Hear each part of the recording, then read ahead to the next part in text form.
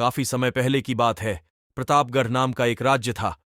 वहां का राजा बहुत अच्छा था, मगर राजा को एक सुख नहीं था।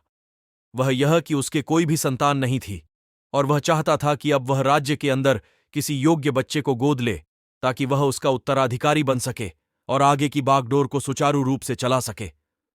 और इसी को देखते हुए राजा ने राज्य में घोषणा करवा दी कि सभी बच्चे राजमहल में एकत्रित हो जाए। ऐसा ही हुआ।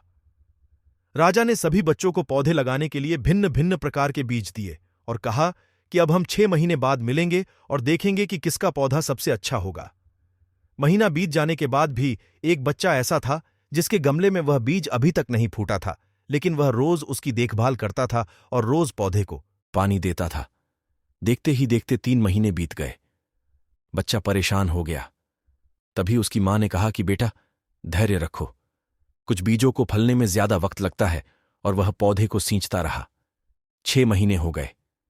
राजा के पास जाने का समय आ चुका था, लेकिन वह डर हुआ था कि सभी बच्चों के गमलों में तो पौधे होंगे और उसका गमला खाली होगा।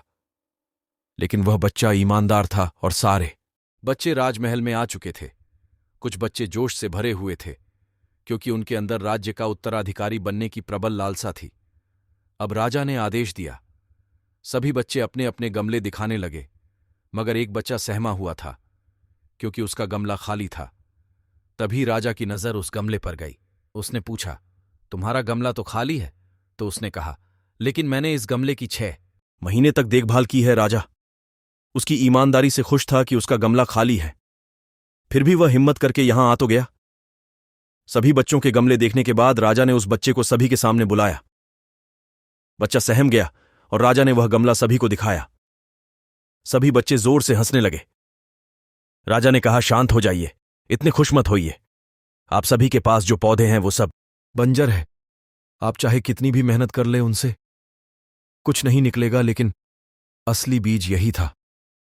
राजा उसकी ईमानदारी से बेहद खुश हुआ और उस बच्चे को राज्य का उत्तराधिकारी बना दिया गया। लेकिन हमें इस कहानी से क्या सीखने को मिला? मेरे हिसाब से अपने अंदर ईमानदारी का होना बहुत जरूरी है।